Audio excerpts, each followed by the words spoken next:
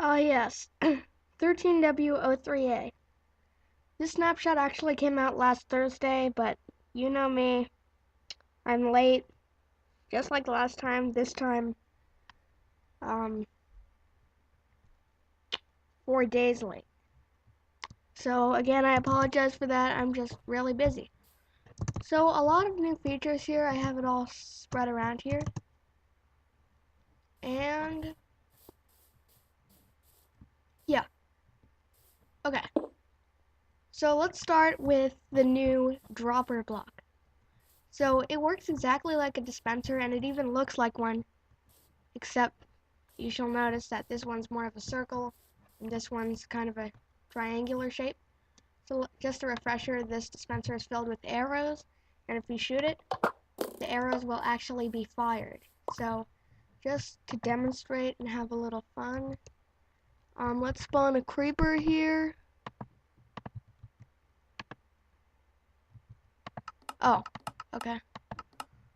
Okay, let's spawn a creeper here, damage it a bit.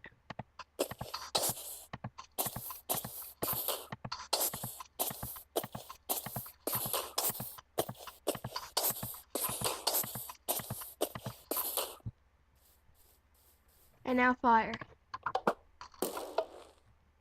So the arrow actually shoots itself and actually performs the action. And there are also arrows in the dropper. The only difference is this one actually drops it as a usable item rather than using it. And this doesn't just work for arrows, it works for any dispensable item like splash potions. So just to show that that's how it works, it'll drop it as an item I can use, whereas if it's dispensed, oh, okay, that was kind of stupid of me. Anyway, and the crafting recipe for the dropper is a bit of cobble, a hopper, and a pinch of redstone. Now there's a new type of minecart, and it's called the minecart with hopper. It looks like this, it's crafted like this, like usual. And basically, if I were to just spam out some lapis like so onto the track,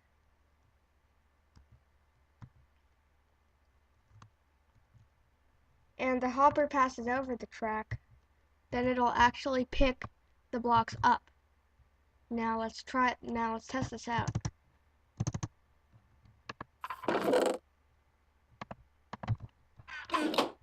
Okay.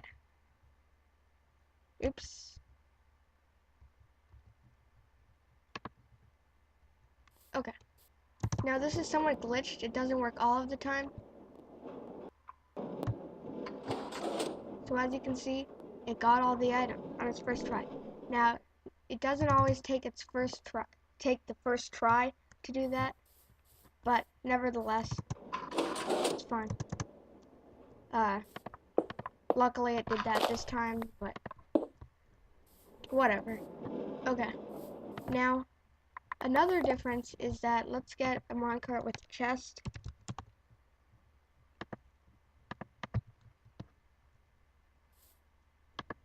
And fill it up with, well, okay, let's just see how this works.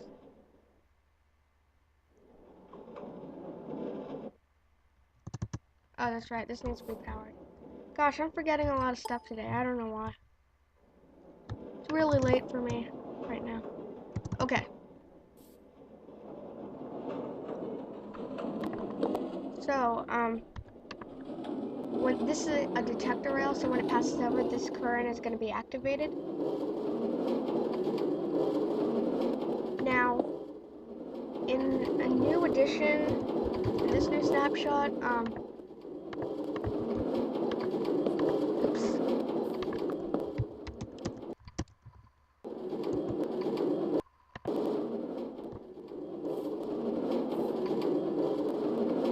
the comparator is able to detect how many items are in the chest and output a signal based on it. Now let's test this out.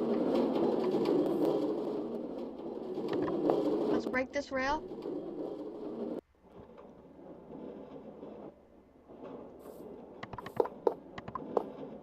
Okay, and put some lapis in it. 2 actually. And where are my rails? Sorry, I'm just not that focused today. Didn't even notice that rainfall happened. So please excuse that. I'm just really busy.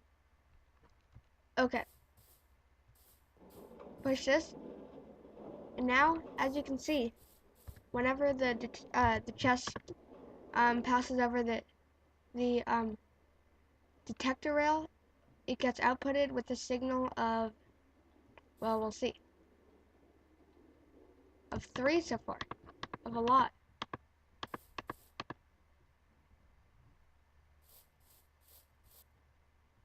Now that's because there are a lot of items in it. If I remove some items, I'm pretty sure that the signal won't go as far. Well, I'm not really sure. That'll need some experimenting with, and I will experiment with it. Not right now though. Okay. Next part is skeletons now shoot faster. So let's turn this to night.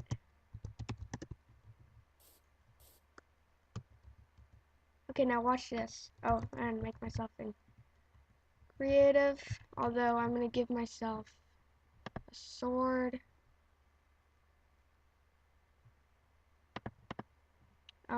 As well as some armor. Just so I don't get killed during this presentation.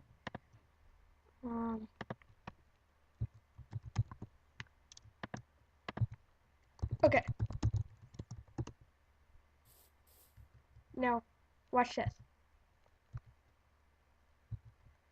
I'm gonna show this, and you'll notice that he goes right towards me, and the closer I go to him, he's gonna shoot faster, considerably faster, not nearly as slow as he used to shoot prior to this version. So this is supposed to make them significantly harder to melee, and they'll actually come towards you now. Okay, that was kind of a fail. So they're gonna be harder to hit with a sword, since you need to worry about stuff like getting shot faster by them and stuff like that. Okay, now next is new multiplayer settings.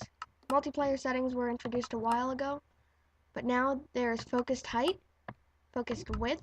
You can see the text in the left-hand corner changing based on what I choose. Now there's also scale, which also changes it. And finally, unfocused height, which I don't know what that means. And finally, you'll notice that also texture packs appear here.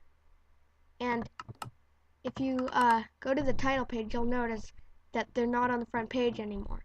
Instead, they've moved to the options menu, which allows you to change the texture pack in-game, right while you're playing. I guess that's useful. The next addition is the test for command. Test for @A, which means all players. So test for all players within the radius of 5 blocks. So what that will do is it'll actually, when I press this button, it'll check to see if there are any players within the radius of 5 blocks of the command block and output a signal on the comparator based on it. Now since there's 1 player in that range, the signal strength is 1. Now if there were more players connected to this world I'm using right now, then obviously, and they were in the range, then obviously the strength would go further, but there aren't, so this could also be useful for adventure maps and stuff. Now if I get out of the range and press the button, then obviously it won't output a signal. Finally, a new change with the recently introduced Pillar Quartz blocks. These were introduced in the last snapshot as a variation of the regular quartz blocks, and now they can placed at a sideways orientation, just like tree logs can. Basically, if you uh, place one just on the side of a regular quartz block that goes vertical, then it'll change its orientation. Now you can use this to decorate, like these are the columns and these are the walls. You can significantly notice the difference now, so that's good. I like that. That's going to be just another addition to the wonderful decoration updates in these past few updates for the redstone update, and that's pretty much all I have for today. And gosh, I was really stupid with these holes. Oops. Okay, well, whatever. Thanks for watching, and I hope you enjoyed this video, and I will try to get the next video on time. Thank you very much.